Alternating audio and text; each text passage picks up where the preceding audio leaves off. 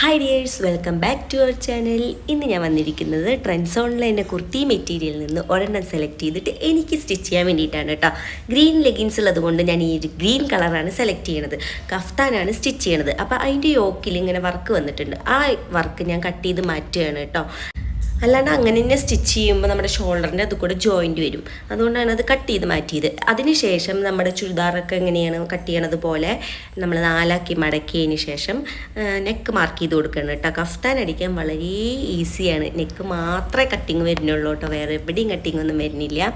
അപ്പോൾ നെക്ക് ഞാൻ ഇതുപോലൊരു സ്ക്വയർ ഡയമണ്ടാണ് നെക്ക് വെക്കുന്നത്. അതിനുശേഷം മെഷർമെൻറ്റൊക്കെ ഞാൻ അങ്ങനെ മെഷർ ചെയ്തിട്ട് അതിൻ്റെ കൂടെ 2 കൂട്ടി അതിൻ്റെ പകുതി കണ്ടിട്ടാണ് മാർക്ക് ചെയ്യണത്. കുറച്ച് ലൂസൊക്കെ ഇട്ട് കൊടുക്കാം കേട്ടോ നമ്മുടെ കഫ്താൻ അടിക്കുമ്പോൾ. പിന്നെ ഉണ്ടല്ലോ നമ്മുടെ ഈ സ്ലിറ്റ് വരെ മാത്രമേ കേട്ടോ സ്റ്റിച്ചിങ് വരുള്ളൂ. അവിടത്തെയും കൂടി മെഷർമെൻറ്റ് എടുത്തിട്ട് നമ്മൾ മാർക്ക് ചെയ്ത് റിഗാളും കൂടി മെഷർമെൻറ്റ് എടുത്തിട്ട് ഒക്കേൻ്റെയും നമ്മൾ 2 ഇഞ്ച് കൂട്ടിയിട്ട് അതിൻ്റെ പകുതി കണ്ടിട്ടാണ് മാർക്ക് ചെയ്ത് കൊടുക്കുന്നത്.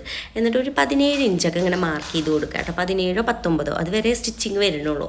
അതിനുശേഷം നമുക്ക് ഇതുപോലത്തെ ട്രേസിങ് വീൽ ഉണ്ടെങ്കിൽ അതുകൊണ്ട് മാർക്ക് ചെയ്ത് അപ്പുറത്തെ സൈഡിലേക്ക് അത് മാർക്കായി വരും. എന്നിട്ട് വരച്ചാൽ മതി കേട്ടോ. ഇങ്ങനത്തെയൊക്കെ വിചിത്ര സിൽക്കാണ് ഇത് വരുന്നത്. അപ്പോൾ ഇങ്ങനത്തെ ഒഴുകി കിടക്കുന്ന തുണിയൊക്കെ നന്നായിട്ട് ക്ലിയർ ആയിട്ട് മാർക്ക് ചെയ്ത് വര ഇട്ടിട്ട് ഒക്കെ വേണം കട്ട് ചെയ്ത് അടിക്കാനായിട്ട് കേട്ടോ.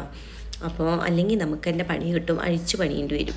അതിനുശേഷം നമ്മളിങ്ങനെ യോക്ക് കറക്റ്റായിട്ട് കട്ട് ചെയ്തു. അതിനുശേഷം നമ്മളിങ്ങനെ കറക്റ്റ് നമ്മൾ മെയിൻ മെറ്റീരിയലിൽ നമ്മൾ ഒരു മാർക്കിംഗ് ഇട്ടുണ്ടായിരുന്നു. അതിൽ വെച്ചിട്ട് കറക്റ്റ് മാർക്കിംഗ് കൊടുത്ത് ലൈൻ ഇട്ടിട്ടാണ് നമ്മൾ സ്റ്റിച്ച് ചെയ്ത് കൊടുക്കുന്നത്. അപ്പം അങ്ങനെ സ്റ്റിച്ച് ചെയ്യുകയാണെന്നുണ്ടെങ്കിൽ ഇങ്ങനെ ഒഴുകി കിടക്കുന്ന തുണി ആയതുകൊണ്ട് തന്നെ അങ്ങോട്ടും ഇങ്ങോട്ടും മാറിപ്പോവില്ല. എന്നിട്ട് നമ്മളൊരു പിന്നൊക്കെ ചെയ്ത് കൊടുത്തിട്ട് നമ്മളൊന്ന് അങ്ങനെ അടിച്ചു കൊടുക്കുക. അതിനുശേഷം നമുക്ക് ക്യാൻവാസിൽ നമ്മുടെ നെക്ക് മാർക്ക് ചെയ്ത് കൊടുക്കുക. നമ്മൾ നേരത്തെ മാർക്ക് ചെയ്ത സെയിം നെക്ക് തന്നെ ക്യാൻവാസിൽ മാർക്ക് ചെയ്ത് കൊടുക്കുക.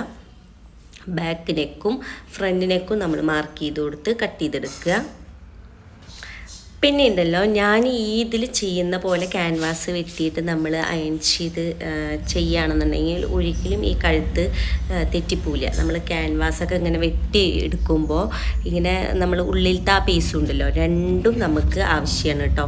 ഒഴുകി കിടക്കണ മെറ്റീരിയലാണെങ്കിൽ ഇത് ഇങ്ങനെ ചെയ്യാണ് ഏറ്റവും എളുപ്പം കേട്ടോ. അപ്പോൾ നമ്മൾ ആ ഉള്ളിലത്തെ ആ പീസ് നമ്മൾ ഇങ്ങനെ മാർക്ക് ചെയ്ത് കൊടുക്കുക. നമ്മൾ 2 നെക്കും ബാക്കും ഫ്രണ്ടും ഒരുമിച്ചാണ് സ്റ്റിച്ച് ചെയ്ത് കൊടുക്കുന്നത്. അത് നന്നായി ഒട്ടിച്ചതിന് ശേഷം നമ്മൾ നെക്ക് വെട്ടിയിട്ടില്ലേ, അതും കൂടി നമ്മൾ നന്നായിട്ട് ഒട്ടിച്ചു കൊടുക്കുക കേട്ടോ. ഈ ഒരു മെത്തേഡിൽ നിങ്ങൾ ചെയ്യുകയാണെന്നുണ്ടെങ്കിൽ നിങ്ങളുടെ നെക്ക് നല്ല പെർഫെക്റ്റ് ആയിട്ട് തന്നെ കിട്ടും കേട്ടോ. നമ്മുടെ കോട്ടൻ്റെയൊക്കെ മെറ്റീരിയലാകുമ്പോൾ നമുക്ക് ഈ സെൻറ്ററത്തെ ഈ പീസ് ഇങ്ങനെ ഒട്ടിക്കേണ്ട ആവശ്യമൊന്നുമില്ല. അങ്ങനെ നമുക്ക് ഇതാക്കാം. പക്ഷേ ഇങ്ങനത്തെ തുണികളിലൊക്കെ നമ്മൾ ഈ ഒരു മെത്തേഡ് ചെയ്യുന്നതായിരിക്കും ഏറ്റവും നല്ലത്. അതിനുശേഷം നമ്മൾ മെയിൻ മെറ്റീരിയലിൽ നമ്മൾ മാർക്ക് ചെയ്ത് വെച്ചിട്ടുണ്ടായിരുന്നു. ഇതിലും നമ്മൾ മാർക്ക് ചെയ്ത് വെച്ചിട്ടുണ്ട്. എന്നിട്ട് നമ്മളിങ്ങനെ പിൻ ചെയ്ത് കൊടുത്തിട്ട് നമ്മൾ ഒന്നിച്ച് ബാക്ക് നെക്കും ഫ്രണ്ട് നെക്കും ഒന്നിച്ച് സ്റ്റിച്ച് ചെയ്ത് കൊണ്ടുവരികയാണ് ചെയ്യണത്. അപ്പോൾ ഈ മൂലയിലൊക്കെ സൂചി കുത്തി നിർത്തിയിട്ട് വേണം നമ്മളിങ്ങനെ തിരിച്ച് സ്റ്റിച്ച് ചെയ്ത് കൊണ്ടുവരാൻ കേട്ടോ.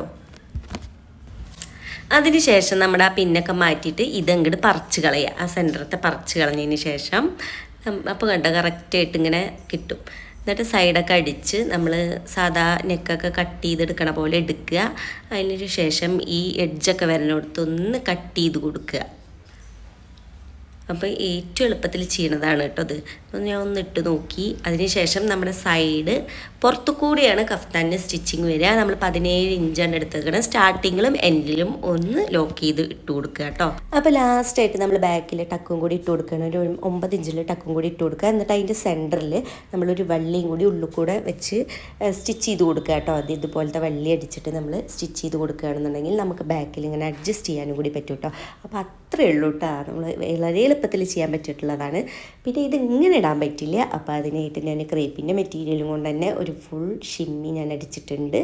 അപ്പോൾ അതാടുക. അതിനുശേഷം ഇതും കൂടി ഇടുക. അപ്പോൾ ഈ ഒരു മെത്തേഡിലും കൂടി ഒന്ന് കഫ്താൻ സ്റ്റിച്ച് ചെയ്ത് നോക്കണം കേട്ടോ. അപ്പോൾ ഫൈനൽ ലുക്ക് എങ്ങനെയുണ്ടെന്ന് നോക്കുക. ഇഷ്ടപ്പെട്ടെങ്കിൽ തീർച്ചയായിട്ടും ലൈക്ക് ചെയ്യുക, സപ്പോർട്ട് ചെയ്യുക കേട്ടോ. അപ്പോൾ അടുത്ത വീഡിയോ ആയിട്ട് കാണാം. അതുവരയ്ക്കും ബൈ.